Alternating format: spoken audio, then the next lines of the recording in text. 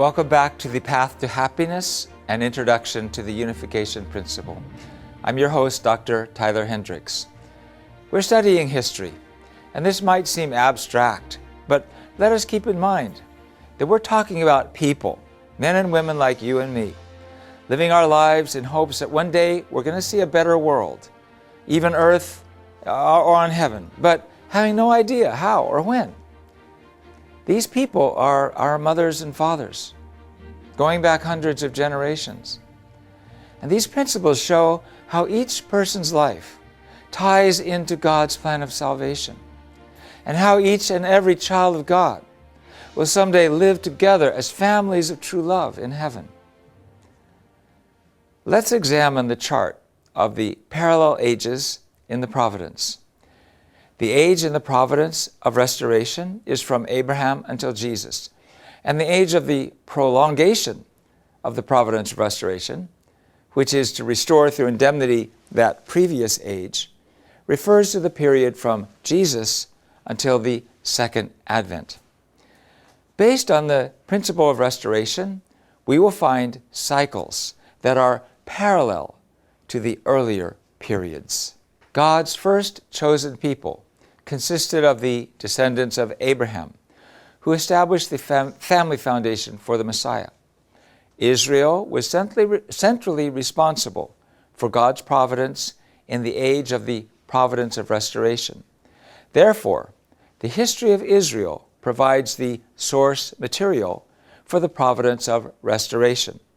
This age is made up of a 400-year period of slavery in Egypt, a 400-year period of rule by judges, a 120-year period of a united kingdom, a 400-year period of divided kingdoms, north and south, a 210-year period of exile and return, and a 400-year period of preparation for the Messiah. However, after the rejection of Jesus and his resurrection and founding of Christianity, the age of the prolongation of the Providence of restoration began, and the Christians became centrally responsible. The history of Western Christianity provides the source materials for the providential history in this age. The purpose of this age is to restore through indemnity the previous age, which was lost, and therefore it is parallel to the 6 stages of the previous age. We have a 400-year period of persecution in the Roman Empire, a 400-year period of a regional church leadership, a 120-year period of united Christian empire, a 400-year period of divided empires, east and west, a 210-year period of the papal exile and return, and a 400-year period of preparation for the Second Advent. Let's go into these stages in a bit more detail. First, there was the 400-year period of slavery in Egypt. In order to restore through indemnity, Abraham's mistake in his offering centered on Jacob and his 12 children. 70 families entered Egypt and toiled in slavery for 400 years. This period was the image parallel to the 1600 years from Adam to Noah, and was to restore that earlier period through parallel indemnity conditions. Second was the 400-year period of the judges. After the Israelites' exodus from Egypt in BC 1446, they entered Canaan. After Joshua led the Israelites into Canaan, 15 judges governed the tribes. After the first 12 judges, beginning with Othniel, were Samson, Eli, and Samuel. The judges filled the triple responsibilities of prophet, priest, and king. This period was the image parallel to the period of the 400 years from Noah to Abraham in the age of the symbolic parallels, and was to restore that earlier period through parallel indemnity conditions.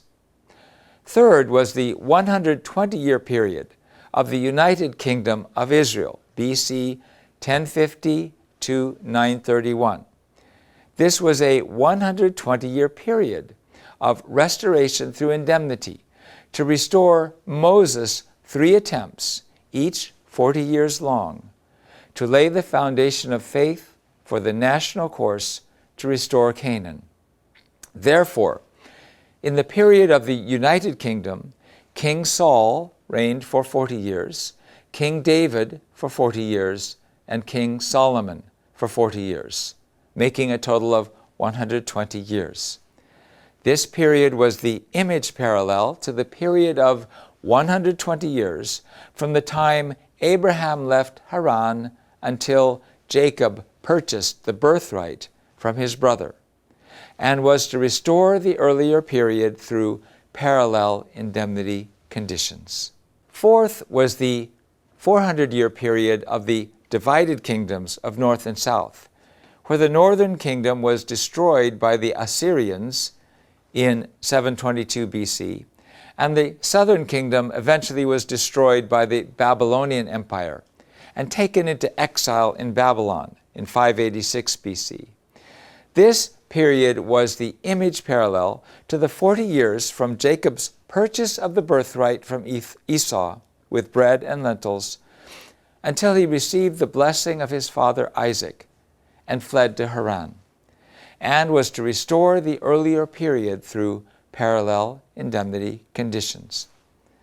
Fifth was the 210-year period of Israel's exile and return. Due to the Israelites' disbelief, more than 10,000 people of the southern kingdom of Judah were taken into exile by the Babylonian king Nebuchadnezzar in 3 stages. After nearly 70 years of captivity, Babylon fell to King Cyrus of Persia, who issued a royal decree liberating them. They returned to Jerusalem also in 3 stages. Afterwards, the prophet Malachi told the people how to prepare to receive the Messiah. This period, from when the Jews were first taken into exile in Babylon until Malachi's prophecy, is the period of Israel's exile and return. This period was the image parallel to Jacob's 21-year period in Haran, and was to restore the earlier period through parallel indemnity conditions. Sixth is the 400-year period of preparation for the advent of the Messiah. After the Jewish people returned to their homeland, they built the Second Temple and the city walls, and based on Malachi's prophecy, began as a nation to prepare for the Messiah. From that time until the birth of Jesus was a period of 400 years, the period of preparation for the advent of the Messiah. This period was the image parallel to the 40-year period extending from the time Jacob returned to Canaan until his family entered Egypt at the invitation of his son Joseph, and was to restore the earlier period through parallel indemnity conditions. Now, let's knit that together with the age of the prolongation of the providence of restoration. The age of the prolongation of the providence of restoration was to restore through substantial parallels the age of the providence of restoration. First was the 400-year period of persecution in the Roman Empire. Because the people failed to follow Jesus, early Christians underwent a period of comparable suffering, comparable to the period of slavery in Egypt through the persecution of the Roman Empire for 400 years. Emperor Constantine formally recognized Christianity as a legal religion in 313 AD, but actually persecution continued after that, until finally Emperor Theodosius established Christianity as the state religion in 392. This period was the substantial parallel to the Israelites' 400-year period of slavery in Egypt, and its purpose was to restore that earlier period through parallel indemnity conditions. Second was the 400-year period of regional church leadership.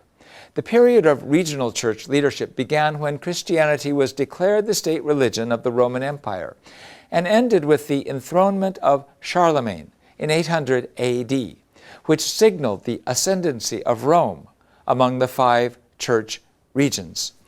This period was the substantial parallel to the 400-year period of the Judges, and its purpose was to restore that earlier period through parallel indemnity conditions. Third was the 120-year period of Charlemagne's Christian Empire.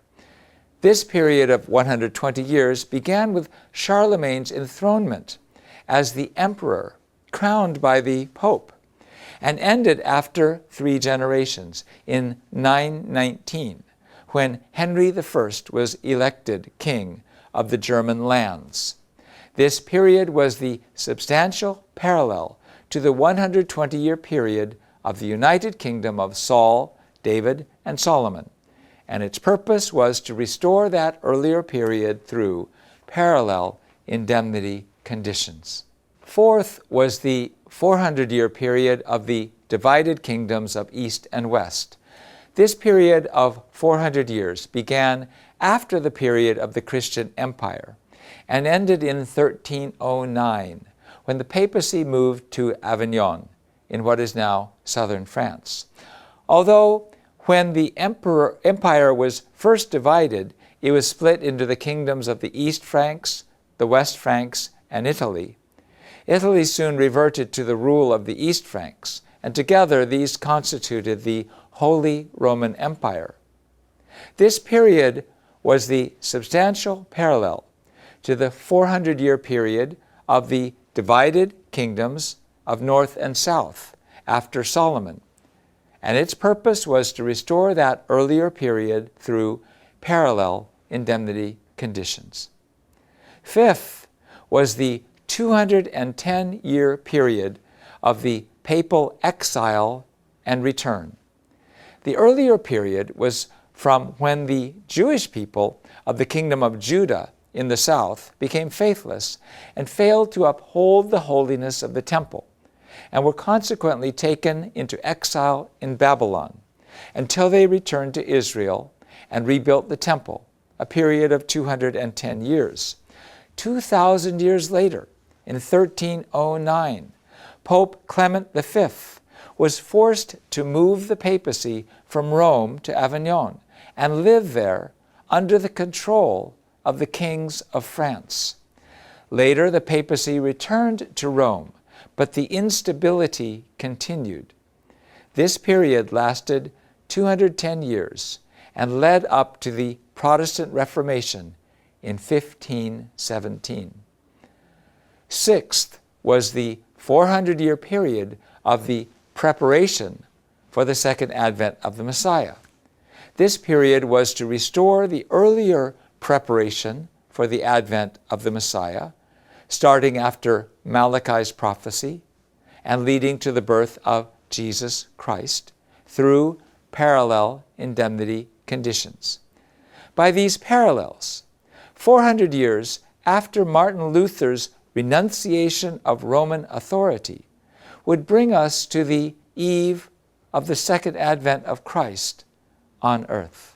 Luther's Protestant Reformation opened the way for free Christian churches by rejecting the absolutist system centered on the Pope. The Bible was translated into English, German, and other popular languages, allowing anyone to have the freedom to practice their faith directly from the Bible. It was a revolutionary change. This gave birth to populist faith, which allows the individual the freedom and responsibility to recognize the second advent of the Messiah. We see that the unification principle integrates the principles of the creation, human fall, the development of human faith and love, as well as science and economy, into one overarching ideal of true love and true families. So it all comes down to our lives and our families. It is about how God is working through us to bring these ideals, to liberate all people and bring His dwelling place to earth. But how does all this make its way into the 21st century? Social media, terrorism, gay marriage, healthcare crisis, environmental crisis. What is God's plan today? We'll find our way there by looking at the last 400 years in this sweeping drama, this panorama of parallels of history leading up to the 20th century. Thanks for listening, and may God grant us all the ability to live in His love.